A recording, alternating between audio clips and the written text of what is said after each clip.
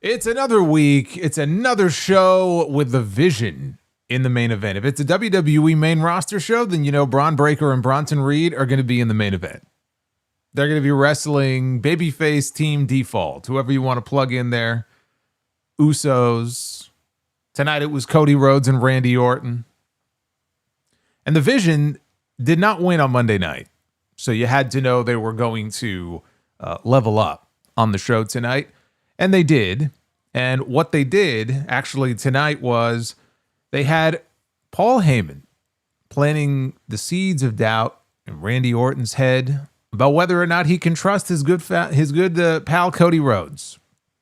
What has Cody done for you lately, right? He planted the seeds at the beginning of the show, and at the end of the show, Cody wasn't there when he needed him, and Randy Orton fell. He fell actually to a stomp from Seth Rollins, who was not supposed to be on the show tonight, but there he was. And so the Vision get their win back from Monday. Randy Orton is left all alone to eat the pin, and you have to know that at some point that is going to blow up in a major way. That's certainly what they want you to think coming out of this show tonight. So the Vision go 50-50 on the week. Randy Orton is not going to be very happy about the way things turned out tonight. Now the question becomes, between that and what Paul Heyman said to him earlier in the night, they're not being very subtle with these teases of a Randy Orton heel turn. Do we get it at Crown Jewel? I feel like this is something that I have been talking about now for a couple of years. Cody's been back for 3 years now. A lot of people have been waiting to see if they were going to tell the story between Cody and Randy, given the history together, going all the way back to the Legacy days. They haven't done that yet. They've teased it. There have been some subtle teases, some not so subtle teases. They've been tag team partners, buddy. They respect each other.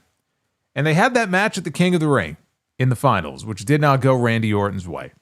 And nothing came of it.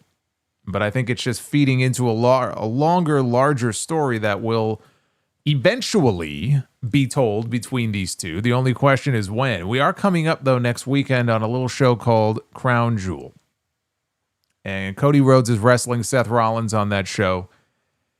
And one of the stories that they have really been trying to, focus on, they're going in very heavy on the angle that Seth cannot beat Cody one-on-one. Now, if Seth Rollins really does leave his goon squad backstage, and we don't see Bron Breakker and Bronson Reed getting involved next weekend, and frankly, even if they were to get involved, but does this now open the door for a Randy Orton appearance in Perth at Crown Jewel? Let's say Breakker and Reed are not there. Let's say they are. Orton shows up to fight them off. Do we then have Randy Orton finally dropping Cody Rhodes with an RKO at Crown Jewel? And now there's a second question to this as well. Because Randy Orton is this beloved figure on the roster. And no matter where they are, what city they're in, what country they're in, you saw the reaction to him at Backlash in Lyon last year. But really anywhere they go, the fans love Randy Orton. Randy Orton is the elder statesman who can do no wrong. When and if that day comes, whether it's Crown Jewel or whenever it may be, that Randy Orton drops this man with an RKO, is it going to get the reaction that they're hoping for? Because I happen to think that there's going to be quite a few fans who are actually going to cheer when Randy Orton drops it with an RKO. And I feel that way. I would not have said that 6 months ago. I would not have said that a year ago, but I think enough time now has gone by where there's a risk here. There is a risk involved here where you force the fans to choose between two people that they like, but there's one person they probably like a little more than the other. That would be very interesting to see. Especially fans like in another country, if they were to do it in Australia next weekend, I think would be very excited to see Randy Orton drop Cody Rhodes with an RKO.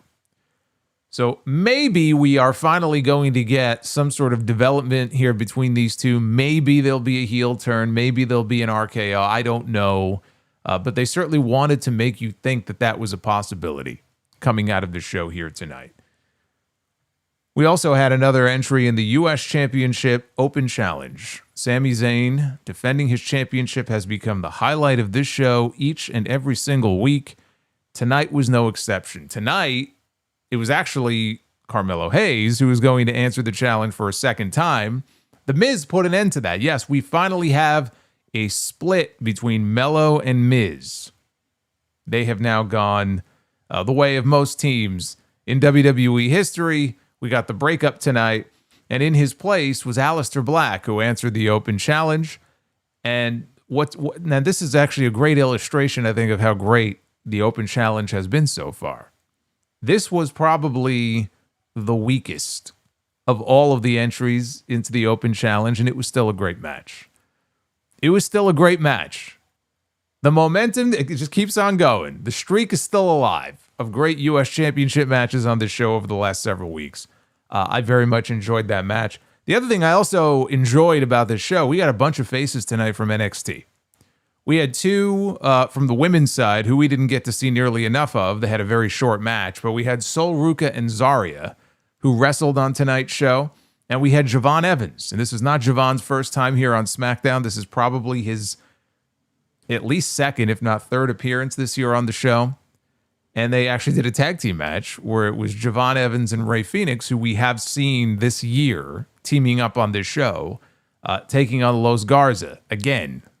So the second time in the last probably, 4 or 5 months that we've gotten that match. And that was a fun match. But I like adding some new faces from NXT because one of the things that I have talked about over and over again about this show is just how dull it is week to week. And then we talk about the women's division and how weak they are on the women's side compared to Mondays. It's just, again, there's just such a disconnect between the two shows. It's just weighted so heavily more on Monday than it is on Friday when it comes to the women. I'm not sure why that is. Even when they get Bianca Belair back, they still have some real issues and holes that need to be filled there in that, division on the show. So it's encouraging when we see Sol Ruca. It's encouraging when we see Zarya. And hopefully we will get to see a Jordan Grace soon or a Marilyn Monroe, a Blake Monroe. I'd love to see Marilyn Monroe on this show too, but I don't think that's going to happen. So I like seeing some of the newer faces on this show because it just adds some new flavor that this show is greatly lacking. And we got that on the show tonight. We actually had a couple of really good matches, and we had some NXT faces, and it made for what I thought was the more enjoyable of the SmackDown shows that I have seen, honestly, in the last month. I enjoyed SmackDown more this week than I did the last week and the week before that. And we'll talk about everything that happened on this show. Not only was Javon Evans on the show tonight, Javon Evans almost killed the cameraman on this show. Talk about that too. This is your SmackDown review here for Friday night, October 3rd, 2025. I am the Solomonster. Thank you for closing out your week with me. Like and subscribe. Of course, Super Chats are open. We've already gotten a bunch of them from not only our friend Joseph, but a bunch of people. So we're going to hang out and have some fun later. You can add to that fun. I will read all of your messages and take all of your questions. Of course, you could always find the newer Super Chats listed down below in the description if you would like to do so. I do want to mention one thing here. We are not going to be live on Friday next week. So there will be no SmackDown review next Friday because I will be at the House of Glory show because we have our this is really going to be our biggest show of the year, the way this card is shaping up. We've got the Hardys are going to be on the show challenging for the HOG tag team titles in the same week that they will be on the CW challenging for the NXT tag team championship. So it is entirely possible that the Hardys could be leaving New York City next Friday with 3 tag team titles. They could very well be giving Mercedes a run for her money as the belt collectors. So they're going to be on the show. Karrion Kross, Killer Kross, the former Karrion Kross, is going to be making his HOG debut. And we have Leon Slater. Now, we talk about Javon Evans a lot, and I'm going to be talking about him and putting him over later. Extraordinarily talented, very young. Leon Slater is that for TNA. He's the TNA X Division champion. He is coming in to wrestle the Amazing Red. And that's just a sample of what we've got on tap. So that's next Friday. That's where I'll be. Sorry, SmackDown. So just FYI, there will be no live stream next Friday. If you don't see me, that's the reason why. So let's get into this SmackDown show here tonight because Booker T was back. I should mention that. He was back because Corey Graves is still convalescing at home. after the F5s that he took from Brock Lesnar. The dude hasn't wrestled in 14 years. He took 2 F5s and he's near death. Nobody's heard from him. Nobody's seen him in weeks. Michael Cole keeps saying he'll be back in a couple of weeks. It's been a couple of weeks. He's still not back. And actually, Wade Barrett is the one going to Australia next week. So I don't think we'll be seeing Corey until probably the middle of the month. Probably not for another 2 weeks. So Booker T was with Michael Cole. Now we had the WWE champion Cody Rhodes out to the ring first to open the show ahead of his main event with Randy Orton tonight against Bron Breakker and Bronson Reed. And he asked the fans what they wanted to talk about, and he didn't get to talk about anything because he was interrupted instantly by Paul Heyman, who came out through the timekeeper's area with Breakker and Reed, and they all hopped up on the apron. When suddenly Randy Orton slithered into the ring right next to Cody. So we had a full party here. Heyman said they didn't come out here to talk to Cody.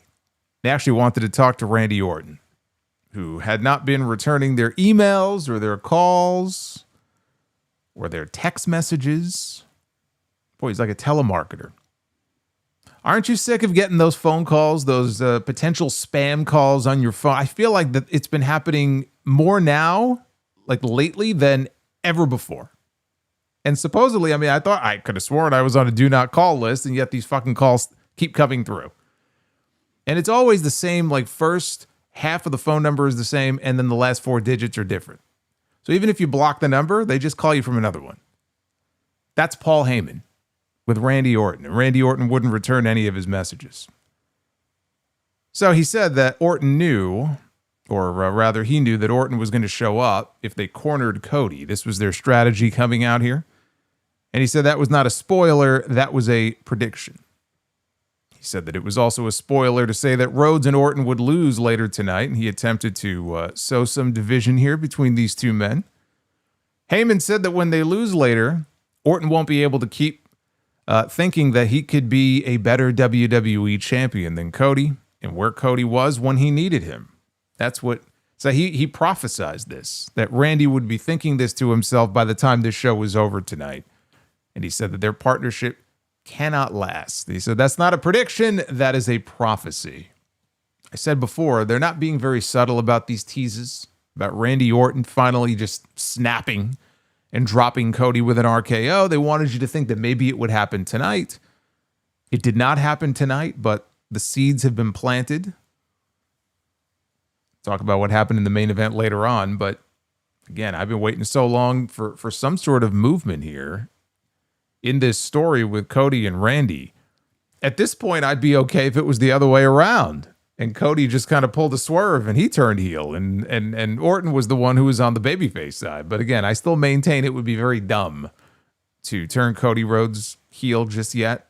There'll be a time and a place for it, but just now's not that time.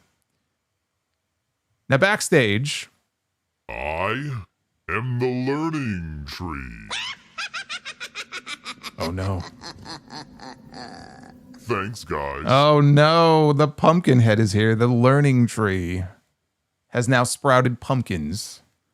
Matt Fisher, was that Matt? I believe it was Matt. Matt Fisher with the $12 learning tree. Well, it is Halloween season.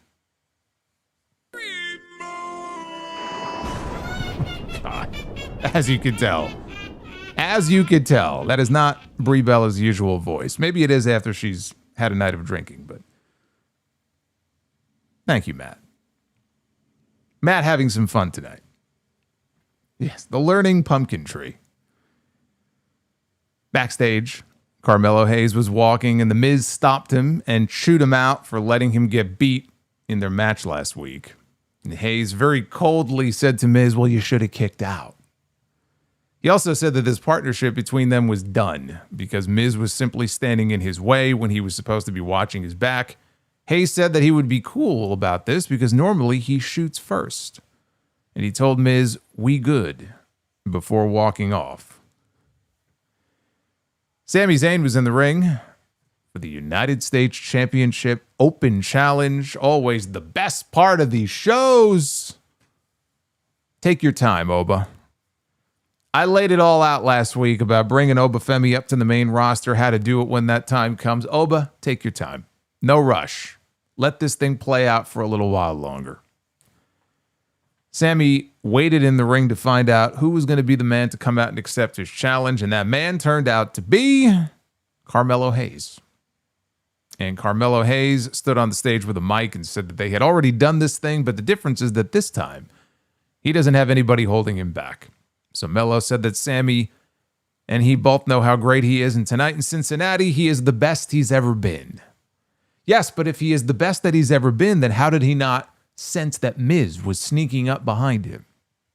Which is exactly what the Miz did, and then the Miz dropped him with a skull-crushing finale. So they're done, right? I mean, they've been teasing it for a while, but now these two are done. It's about time. But that left us without a challenger, and I was like, okay, if they cut to the back right now, if they just move on, and we get no open challenge this week, I'm going to be fucking furious. But thankfully, as Melo was laid out on the floor being tended to, Aleister Black just very casually strolled out and walked right past Melo. When he bent down, he picked up the microphone that Melo dropped on the floor, and he accepted the open challenge in his place. So we got Sami Zayn against Aleister Black, which, you know, at one time would have been a hell of an NXT TakeOver main event.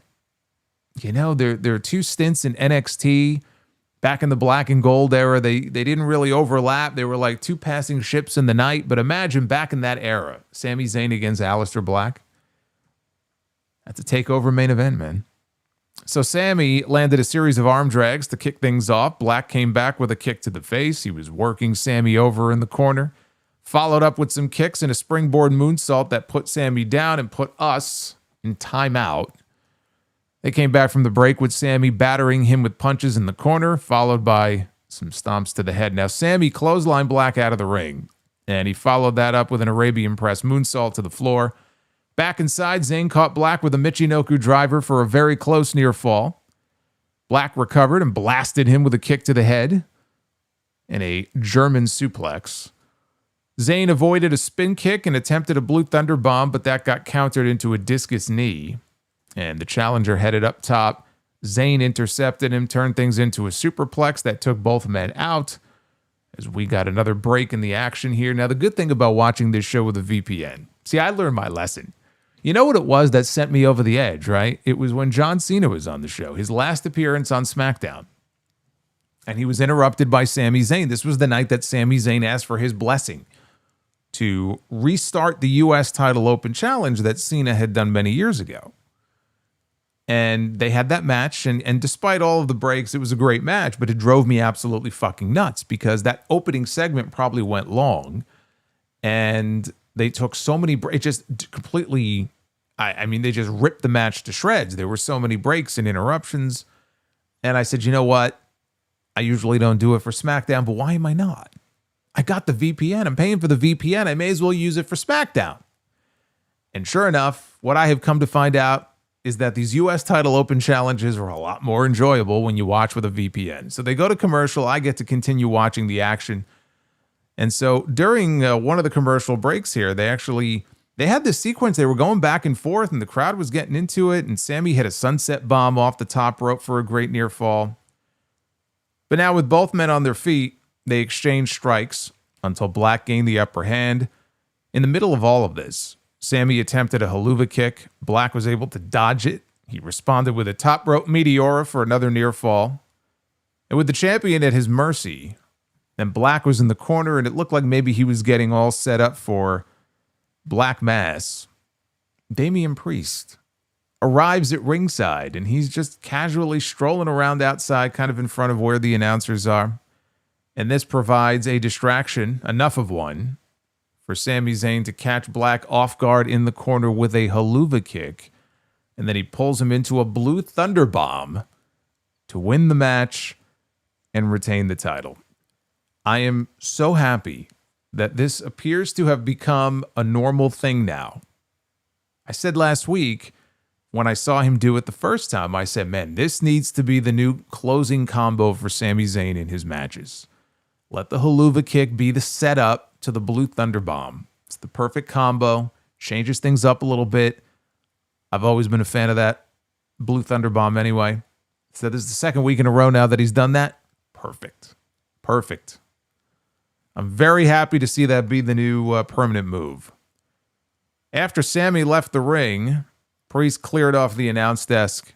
He hoisted Black up for a razor's edge and put him through the desk. And then he left. So we got the predictable finish. I mean, you had to know that Damian Priest was going to come out here and get his revenge at some point. Outside of the finish, this was another great match. And there has yet to be a bad one in the bunch. I don't know if this was match number 5? 4 or 5. I think 5. Because we've had Cena, we've had Mello, we had Javon Evans, we had Rey Fenix, and now we had this. So that would be 5. And again, to illustrate how much fun this whole series has been so far, and how great these matches have been, this one probably was the weakest of the bunch. I was going back and forth between this one and Mello, but I think it was this one. If you had to rank them all, this was probably the weakest of the bunch, especially with that finish. Although the Cena match, obviously had a terrible fucking finish too. And even still, this was an excellent match. And again, maybe I'm looking at it differently than some people will who didn't have the benefit of seeing the action during some of the commercial breaks, because some of these interruptions sometimes can be jarring. And when you have a long match that goes through 2 or 3 commercial breaks and they're trying to put together this long 20-minute great match and you got, a couple of commercial breaks, it really does. It's very intrusive on the action. So I don't know, maybe I'm looking at it differently than some people will, but I'm telling you, this was an excellent match. I enjoyed this. Long may the open challenge continue. That's why I said, Oba, man, I don't know how they're going to debut him. I said this would be the best way to do so. Instead of throwing him right to the top of the food chain, this would be a hell of a way to do it. I mean, Sami Zayn is somebody who has equity on this show. He's been on the main roster for 10 years now. And, clearly is a well-respected veteran of the ring, has been a WrestleMania main eventer before, has never been a world heavyweight champion on the main roster. They still have to tell that story.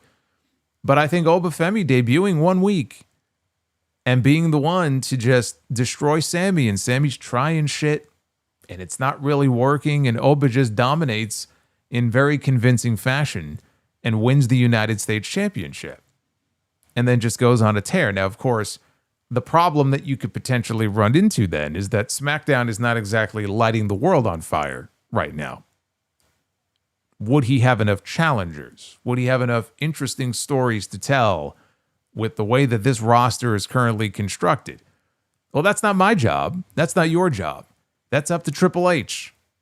That's up to Triple H and the Road Doggy Dog and whoever's in charge of this show to make sure that if you do call this man up, and it sure feels like they're going to call him up soon, and I think that SmackDown could use him more than Raw could, if you're going to do that, you need to have a plan for him. It's not just enough to know, okay, we're going to do this in his debut. This is how we're going to introduce him. Ideally, you would look at this guy and say, okay, here's how we're going to introduce him. And here are the first 2 people that we're going to feud him with over the next few months. So I would hope they have a real plan mapped out for him. Is he going to be a heel? Is he going to be a babyface? When the time is right. And again, it doesn't have to be right this minute. It would not at all shock me to see him spend a little more time in NXT. But Obafemi is ready for the main roster, and when he arrives, whatever they have him doing, he has to be a dominant force. And he has to be able to go in there and hang with people that have a hell of a lot more time on the main roster than him. And people like Sami Zayn, right, would do a lot. You're rubbing shoulders with these guys and beating them in dominant fashion. That would be a hell of a way to introduce somebody new. But they could take their time with it. Don't be in a rush. We had Solo Ruka and Zarya, speaking of NXT. They were shown in the back talking to Nick Aldis. Chelsea Green walked up and offered them jobs in her secret harvest since they have an opening now. For those who don't know, Piper Niven is not going to be back for quite some time. She has a neck injury. I don't know if she's going to have surgery. It sounds very serious enough that she's out of the Secret Service, and she's certainly gone for at least the rest of the year. So, of course, they rejected her proposal, and they said instead they would prefer to turn their job opportunity into a match with Chelsea at Alba tonight. Nick Aldis liked the way that sounded, so he made the match official. And so we had Sol Ruca and Zarya. I am the learning And the learning tree. And the learning tree. Thanks, guys. Get ready. He's coming. Royal Rumble.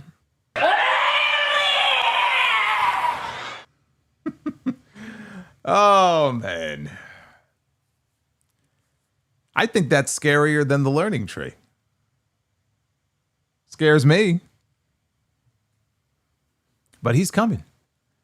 Royal Rumble 2026. Look at that. We're already, I forgot to mention that we have a bonus super chat goal pinned in the chat. We hit 10 out of 10 here. We're going to do bonus Be the Book, or at least one Be the Booker. I mean, I'm assuming if we hit our regular goal. We're already halfway there. 5 out of 10. Keep it up. But this match here, so it was Sol Ruca and Zarya against Chelsea and Alba. And the only problem here is that this did not last long enough to really mean anything. It didn't even go 4 minutes. But it was designed to get Sol Ruca's finisher over at the end, right? Because anytime she hits it, of course, people react to it. And the people were largely quiet here for this match, of course, until she hit the Soul Snatcher to Chelsea Green, and then they popped because it's a beautiful move to watch when she hits it. Is it very contrived? Sure. There are moves in wrestling that are contrived. But it still is very impressive when she's able to hit it, and it always gets a reaction. And so this was no different. She hits it to Chelsea Green and then pins her. What matters here is that we got some variety in a very bleak women's division here on this show. And Chelsea is another one. You know, Chelsea comes out here and she tries. Chelsea is entertaining, but Chelsea has now been doing the same shtick for months and months and months and months, which I actually think is kind of a disservice to her, because we know that she could be doing more than this. Yeah, the Secret Service gimmick, it's lame. It's just fucking lame. And honestly, you know, Piper Niven being out should have been an opportunity for them to change it up. And maybe that wouldn't be such a good thing for Alba Fire, unless they kept her with Chelsea but just dropped the Secret Service gimmick itself. I mean, it was always lame, but it's even lamer now after all this time. So they have them doing the same thing every single week. I wish they would change it up in some way and have Chelsea doing something else, but this is what they're doing. So Chelsea goes out there and she always, you know, doesn't just do what they obviously tell her to do, but she does it to the best of her ability. But it's just paint by number stuff at this point. So I wish they would do more with her. But again, it's a very bleak situation when you look at this women's division, who's over and who's not. Right now on this show, Jade Cargill is going to be out for a little bit after, you know, that gash on her head last week. Bianca Belair, I don't know what the fuck is going on with Bianca. They have Charlotte and Alexa. You know, they're the women's tag team champions, and even Charlotte and Alexa, they've been downplayed. You know, they're not doing much with them either. They had a quick segment in the back here on this show. As a matter of fact, that was the segment that came up next right after this, because this win here with Sol Ruca and Zarya now sets them up for a women's tag team championship match at some point. And so we went backstage, and wouldn't you know, there they are, the women's tag team champions, Charlotte Flair and Alexa Bliss, being interviewed by Kathy Kelly about what they just saw. So the champions said that their potential challengers have proven themselves, but they need to be ready when it's their time to challenge for the belts. Charlotte gave a woo, tried to get Alexa to do the same, and Alexa said, "Nah, I don't think so." So instead, Kathy Kelly did a woo, and that was it. That was what we got out of the tag team champions here on this show. By the way, after this, they aired a commercial. This is my first time seeing this. They aired a commercial for Alexa Bliss as a playable character in the new Call of Duty mobile game. Apparently, it's Alexa Bliss and the Undertaker are playable characters in the new Call of Duty game. When did they turn Call of Duty into fucking Fortnite? Like, when did this happen? I mean, I guess they're making money off of it, but this is not what I remember Call of Duty being. When did they turn this game into Fortnite? What the fuck? Alexa Bliss? Throwing fucking lily dolls in Call of Duty? What is this shit? They came back with a recap of Roman Reigns making his, I forgot what number return it is this year, but another return on Raw Monday night. Then we got a short backstage segment with Cody Rhodes talking to Randy Orton, saying that nobody should care what Paul Heyman said earlier. And Randy said it's all good. And they shared a fist bump. Is it though? Is it, Randy? Is it really good? Nick Aldis was in the ring. There was also a table in the ring because we were having ourselves a contract signing. Because we got Crown Jewel coming up next Saturday, which includes a Crown Jewel championship match between Stephanie Vaquer. I am the learning tree. And the learning tree. Thanks, guys. I picked Stephanie in that match.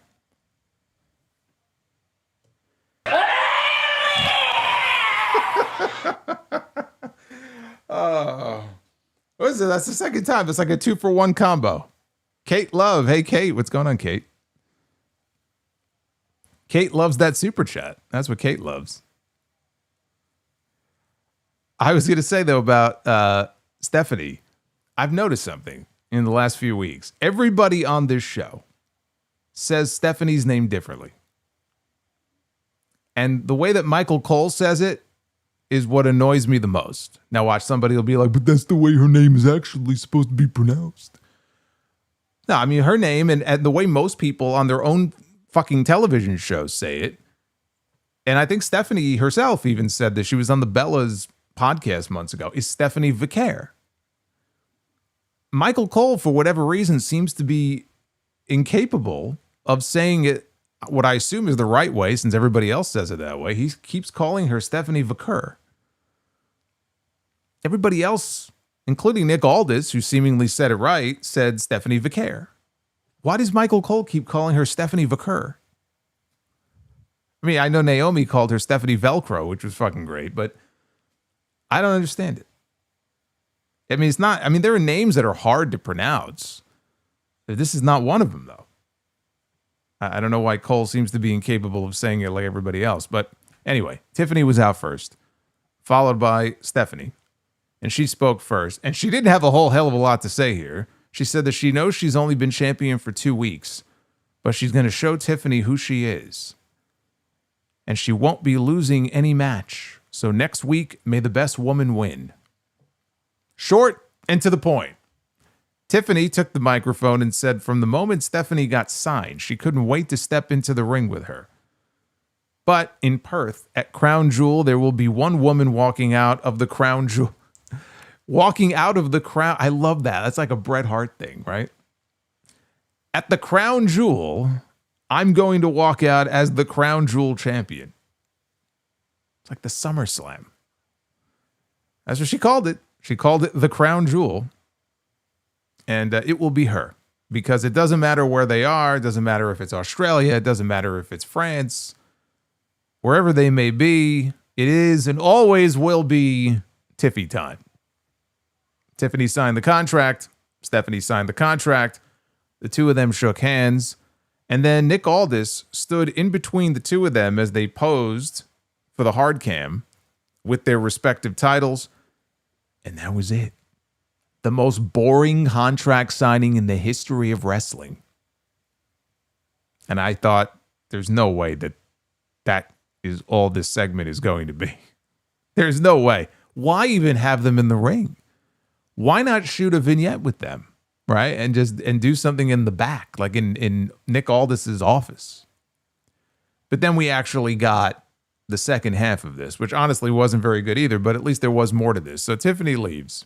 And she's backing her way down the aisle when she suddenly gets jumped by the Women's United States champion, Julia.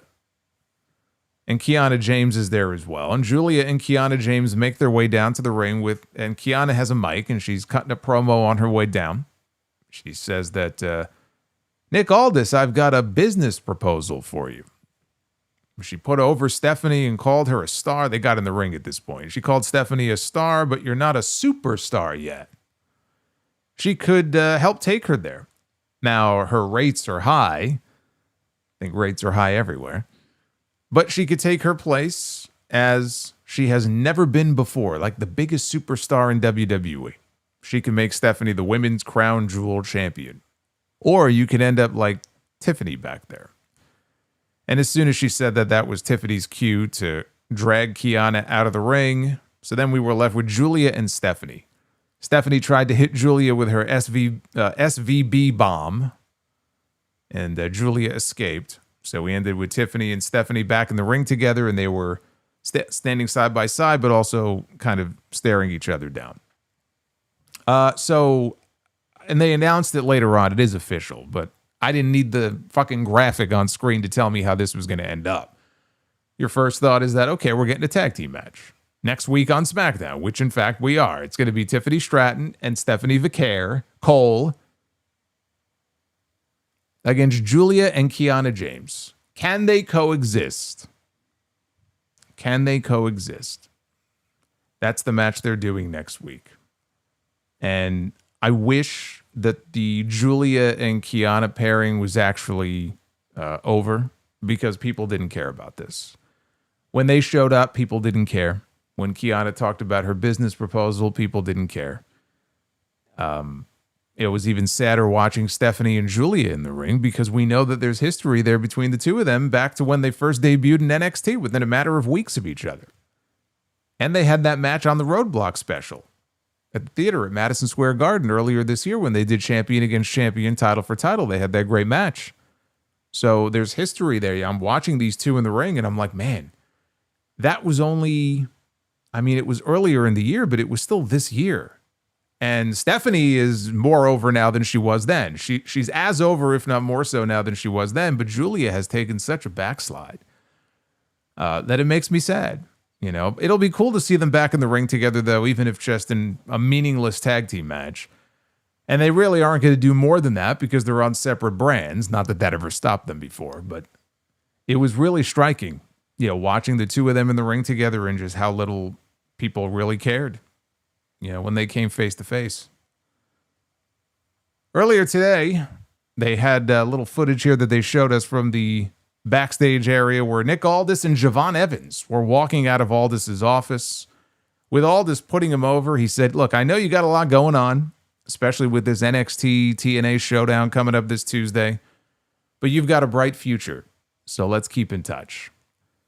Rey Fenix showed up, and he put over Javon's match with Sami Zayn last week, but it also made him think if they could, get in the ring together one-on-one and do something similar. And Javon was very excited about this, but Los Garza interrupted. Angel pointed out that Evans is a rookie, and he also pointed out that he and Berto already beat the two of them before.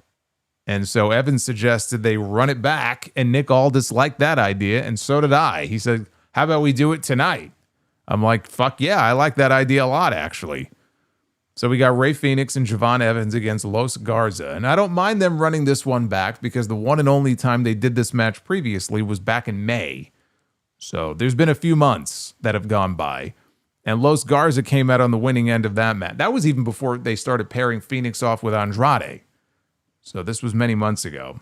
But before the match, we got an ad break. And then on the flip side of that ad break, we got a Jacob Fatu vignette. In it, he said that he's tired of people lying. He's tired of people crying, wasting time on their BS stories. He had to do what was best with Drew last week, and that was shut his ass up. See, people like to talk a lot until the situation gets spicy. But him, he was broke. He was foaming at the mouth. So what do you think he's going to do when someone disrespects him? He's going to apply pressure and wake their ass up for sleeping on him. But let's keep it 100. He's fresh off the scale with it. It just sounds so much better coming out of his mouth than it does coming out of mine, but I'll try. So let's keep it 100. He's fresh off the scale with it. You coming for me? Goes, You're going straight to the bottom, and to the top is where he's going. And if you didn't know, Jacob Fatu was all gas and no brakes. Yada I mean? There you go. Jacob Fatu, ladies and gentlemen. Sounds a lot better coming out of his mouth, I will say. I'm glad this man is back on TV.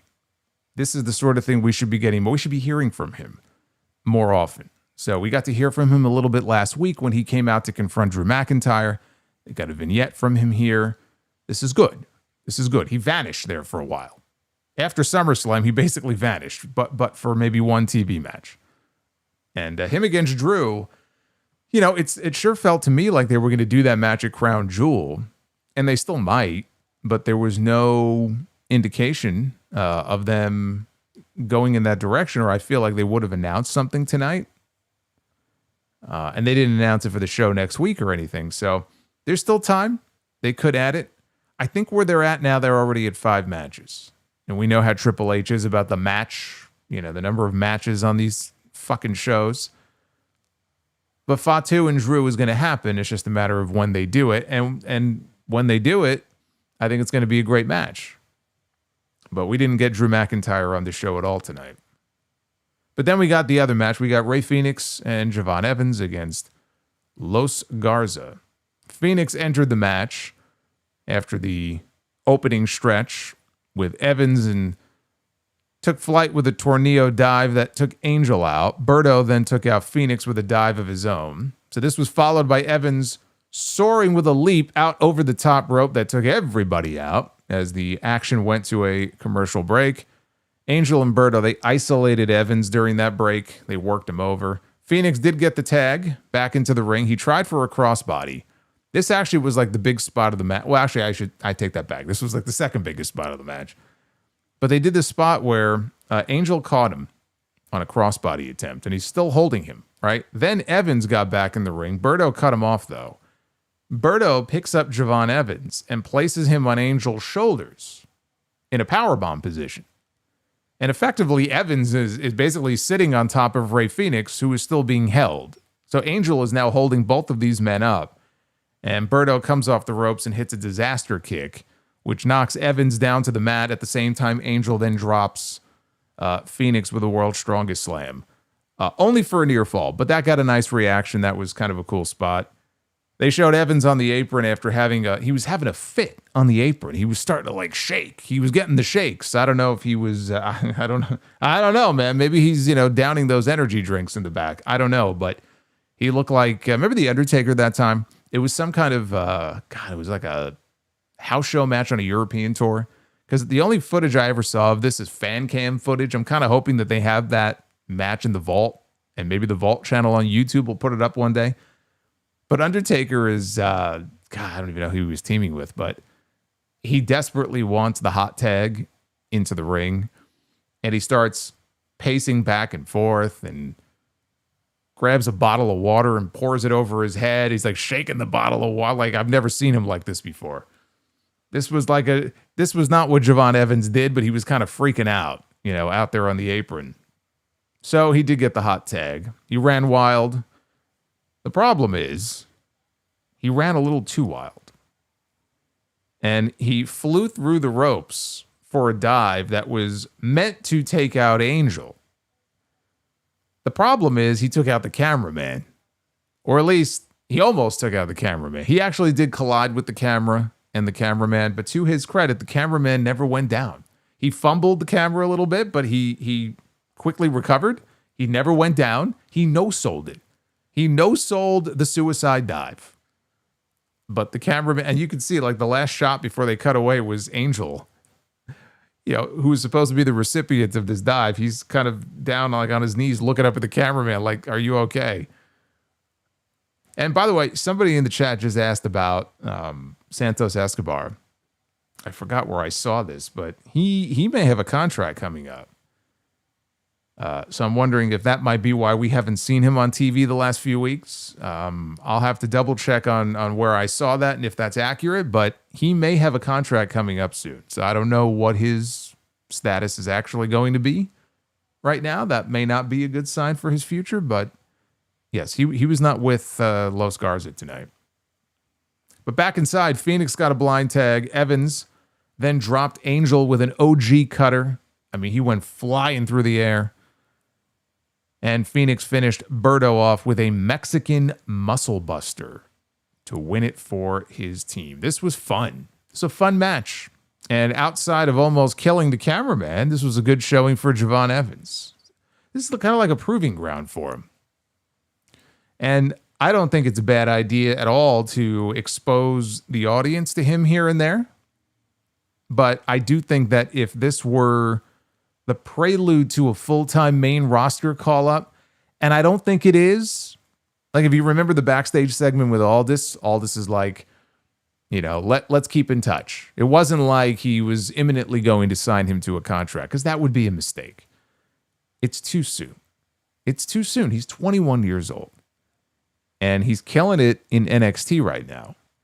But I think, and there are situations where it might make sense to call up a 21-year-old or a 20-year-old or a 22-year-old, right? It might make sense. But in this case, I feel like you'd be rushing him up for no reason. Even though we do need more fresh faces on this show, I think it would be a mistake for him to be one of them, because I think he is someone who would benefit from getting an NXT championship run. I am the learning tree. Hey, Death Scythe. Thanks, guys. Thanks, Death Scythe. Appreciate that, brother. But I was saying, I think Javon Evans is someone who would benefit from getting a run with the NXT championship. I think you put the championship on him there and give him a chance to actually lead and be the face of that brand for a while. Because that's really one of the things that NXT is good for. If you have somebody, and clearly they're very high on him. Now, he's one of their hot prospects. You have somebody like that, I do think it's important to kind of get a read on how they react when you put the world championship on them, right? The NXT championship. So they're in all the main events now, and they're working with all the top names on that brand, and they're the face of that brand. How he does, you know, take a measure of how he does in that situation. And then when the time is right, you call him up to whatever show needs him more, whether it's Raw or whether it's SmackDown. But to rush him up now would just be very premature. It's not something that I think would be wise for them to be doing.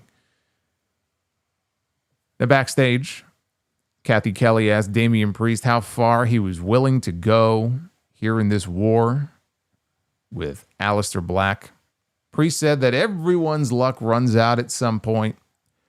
There are consequences. He is those consequences. Kit Wilson interrupted in his wheelchair. This is the new weekly comedy bit. He wheels himself up. He gives Damian Priest a golf clap. Priest thinks power is intimidation, he says, when really it's just overcompensation. And he will overthrow the toxic aggression era. Yes, we are no longer in the ruthless aggression era. We are in the toxic aggression era. And he will show him what true masculinity is.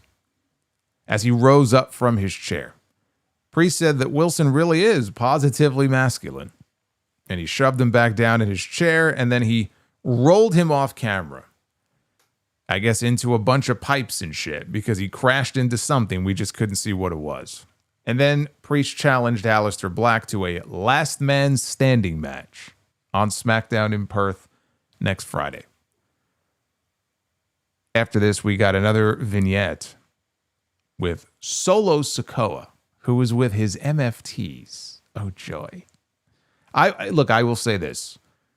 They were very heavily focusing on the MFTs there for a while. I mean, through a good chunk of the summer. The way that we get the Vision on Raw every week, well, now it's Raw and SmackDown, but the way we get the Vision on Raw every week, they were doing that with the MFTs. And the MFTs are not a strong enough heel group to be focused on as the heel group on the brand. Okay, that sucks. So I will say it's been better with them not having, you know, the primary focus here on this show. They're not eating up main events. They're not eating up opening segments.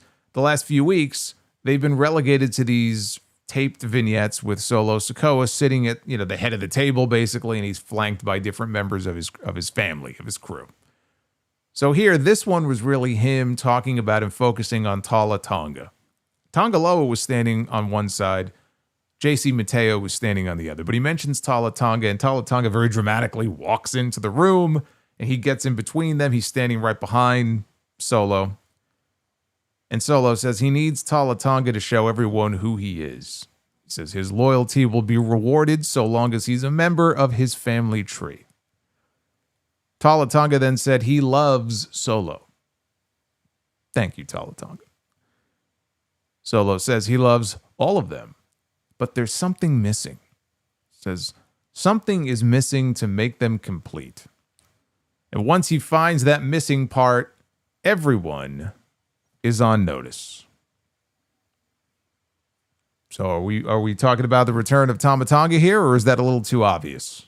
Because I'm assuming this is the return of Tama Tonga. Tama Tonga's been gone for months. I don't even know what the injury was. He just disappeared one week. So I'm assuming that Tama Tonga is coming back, and then the family will be reunited. Unless there's some other Samoan in the pipeline that they've been hiding for. Well, I guess Lance out of Hawaii, right? Unless there's some other Samoan in the pipeline or Tongan that we're not aware of that they're going to slide in there. But I'm assuming that's the return of Tama Tonga. In the back, Kathy Kelly interviewed the Street Profits and B-Fab. She said the Profits had another shot at the tag team titles next week against the Wyatt Six. Are they on the same page? B-Fab assured her that they were on the same page. Angelo Dawkins said that this right here ain't worth giving up. Montez Ford said the Wyatts can play all the mind games they want because next week, they're not just fighting for the championships, they're fighting for each other. All of a sudden, on the screen behind them, we see the Wyatt Six. Or the Wyatt Five. We never heard from Uncle Howdy or Bo Dallas. I don't think he was there. But Eric Rowan was there with the other family members. And he said they may be going into this fight as brothers. But will they consider themselves family when everything around them comes crashing down? Joe Gacy said that their house is burning. Dexter Lumis said that they will choke on the smoke that they claim to desire. Nikki Cross said that nothing more than a pile of ashes. Eric Rowan said, from their family to yours, and they all laughed, and then he said, run. Whatever. Who cares? It's the same shit all the time. There's no variation to anything. Get the spooky promo. We'll get the match next week. Rinse, repeat with this stuff. I'm sorry, I can't get into this. But they closed the show with Cody Rhodes and Randy Orton against Bron Breakker and Bronson Reed. Bronson Reed, though, apparently, I believe this comes from Fightful, has re-signed with WWE for what is said to be a long multi-year deal. So Bronson Reed is not going anywhere. He has no reason to. Where would he go? Where the fuck is he going to go? He's in the top storyline, the top heel faction on both these shows. Where is he going? He's working with Randy Orton and Cody Rhodes and Roman Reigns and Seth Rollins. I was going to say LA Knight, but in Triple H's WWE, I don't know if that necessarily means anything. Not for LA Knight, it doesn't. But anyway, so this was our main event this week. Orton faced off with Bron Breakker to start. Clotheslined him out of the ring over the top as they went to commercial, not even a minute into this match. Oh my. During the break, Breakker, this was during commercial, he went for his leaping clothesline that he does off the apron onto the announce desk. But he jumped off, Orton moved, and so Breakker landed on his feet, and then Orton grabbed him, picked him up, and dropped him on top of the announce desk. But then Paul Heyman distracted the referee, got Cody to come into the ring. The referee was holding Cody back and had his back turned when, on the outside, Bronson Reed dropped Randy on top of the announce desk instead.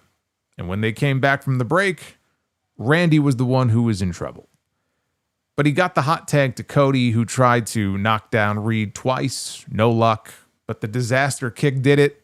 Reed got sent outside. Then Breakker got in. He got clotheslined out. Cody followed with a suicide dive. Back inside, Reed got Cody down, and now Cody was the one in trouble. And Reed tagged in Breakker, who hit the ropes. He came off with a clothesline, turned Cody inside out, and took us into one last commercial break. And it was a bad time for Cody. All throughout the break, he took nothing but punishment from these men, even as they came back. But then Reed went for a standing senton. Coley Rhodes. Coley. We're going to call him Coley. That's what Michael Cole would call him. Maybe he'll be managed one day by Stephanie Vaquer. Cody Rhodes rolled out of the way. He has hope. Randy Orton was reaching desperately for the tag, and he got it. Snap power slam to Breaker. Reed tagged back in. He got tagged with a snap power slam as well. Reed, though, got back up almost instantly, and he dropped Orton with the jagged edge, the Death Valley driver, and he signaled that it was over, and he headed up top. Orton, though, popped up, cut him off on the ropes. Orton climbed up to join him. He delivered a superplex from the middle rope. He covered Reed. Breaker, though, broke up the pin. Cauliflower. He's got some of that cauliflower ear. Is that what you're saying, Leopoldo? Cauliflower. Oh, my. Cody fought with Breaker outside the ring. Breaker got Cody up against the Timekeeper's barricade. And we see this spot all the time, right? How many fucking times in a given week do we see the spot on both shows, but especially in WWE, where somebody's by the barricade and somebody comes in and the spear through the barricade? It's become the go-to spot. So I can appreciate Bron Breaker put a little something different on it this time. Because Cody is over by the Timekeeper's barricade. Bron Breaker gets back up on the apron and he puts as much distance as he can between him and where Cody is, because he's going to get a running start. And he runs across the apron and he dives off with a flying knee strike. And both men go crashing through the barricade. It's a spot that we've seen 1,000 times on the floor, but he put a little something different on it. Good. I like that. Try to change it up a little. If you're going to do the spot, at least try to do it differently. And it looked cool. So they both go crashing through the barricade. In the ring, Orton dropped Reed with the draping DDT. And it was time for the RKO. And he's banging on the mat. He's getting ready for the finish. But Paul Heyman climbs up on the ropes to provide the distraction. So the referee comes over, right? The referee is distracted. Why does he do this? So that Seth fucking Rollins can get into the ring and stomp Randy Orton's brains in. And at that point, Bronson Reed drags Orton over to the corner. He goes up top for, say it with me now, the Tsunami Splash. Squashes him. 1, 2, 3. Bronson Reed gets the pin on Randy Orton and wins it for the Vision here in the main event. So Rollins gets back in the ring and Seth Rollins celebrates with them and they left the ring. Rollins, though, stops and he orders Breaker and Reed to the back. I've got to do this on my own. So he sends them off. And so now it's just Seth Rollins and it's just Paul Heyman. Paul Heyman has a big smile on his face and Seth Rollins is not smiling. Seth Rollins is actually now starting to sport a very angry expression on his face. And he slowly turns to look at Heyman. Heyman's looking at him. And Heyman says, "Don't do this. Don't do this. He's in your head. Don't do it." But instead, he runs into the ring. He's going to stomp Cody. Cody moves out of the way, though, and he hooks him for a crossroads, and he drops him. He gets the drop on Seth Rollins instead.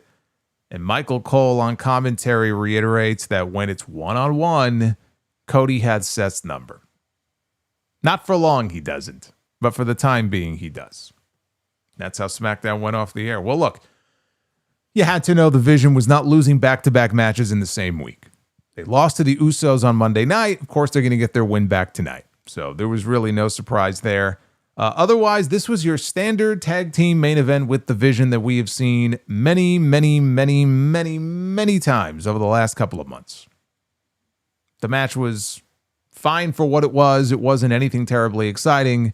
It was a perfectly competent wrestling match, the purpose of which was to set up what happened at the finish. It actually served two purposes here.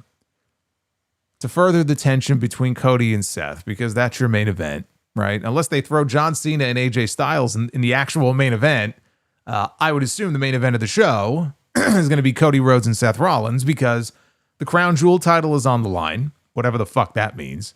But there's a lot of history between those two. That's the dominant storyline heading into this PLE next weekend. That's your main event.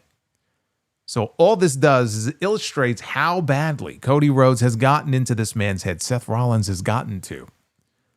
Cody has found a way to get under his skin. Plant the seeds of doubt. You can't do it. You can't beat me.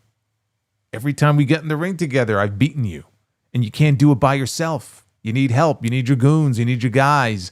You can't do it on your own. Right? So that was the story they were telling there. But also, there's the Randy Orton aspect to this. And it goes back to what I talked about at the beginning of the review, which is they were being very overt about it here on the show tonight with Heyman at the beginning. You know, when this night is over, you're going to be asking the question, you know, where was Cody when I needed him? And sure enough, right, Cody wasn't there when he needed him. He was lying in a heap on the ground after being knocked through the barricade. Not really his fault. But is Randy Orton going to see it that way? Is Randy Orton going to be so forgiving after this? Because Randy Orton has taken a lot of bullets for Cody Rhodes over the past year and a half, right? That was the whole basis of the Kevin Owens feud with Cody. At what point does Randy Orton say enough is enough? And he's not going to be so friendly and forgiving anymore. So we head into Crown Jewel next weekend, where Seth may not want Bronson Reed and Braun Breaker out there because he's so gotten to, he has to prove that he can do it by himself and not use his men. Randy Orton is not his man, though. Randy Orton doesn't even necessarily need to get involved in the match, although I suspect he will, because I just don't see Seth Rollins beating Cody straight up. I just don't see it. But Seth is going to win that match. Is it going to be because Randy Orton provides the unintended assist? Or however they want to set it up, is the final image we get on that show next Saturday Randy Orton dropping Cody Rhodes with an RKO? Does that lead us to Cody Rhodes and Randy Orton for the WWE Championship at Survivor Series? Now remember, there's a Saturday night's main event show before that. I think November 2nd? November 1st or November 2nd.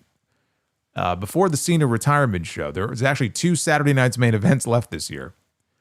And I would imagine there's going to be a WWE Championship match on that show.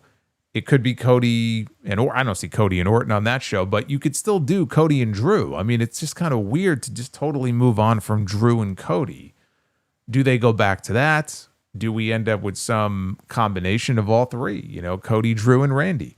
But I could see Cody and Randy, whether it's one-on-one or in a triple threat match, fighting for the championship at Survivor Series, you know, and Cody not being involved in War Games.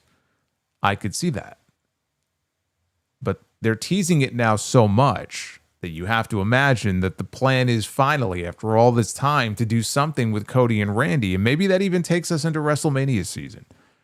But you don't have to wait that long to do the first match between them. The first of what should be several matches. Because a Cody and Randy thing ain't going to be like Cody and Drew, where you do one fucking match and then you're done.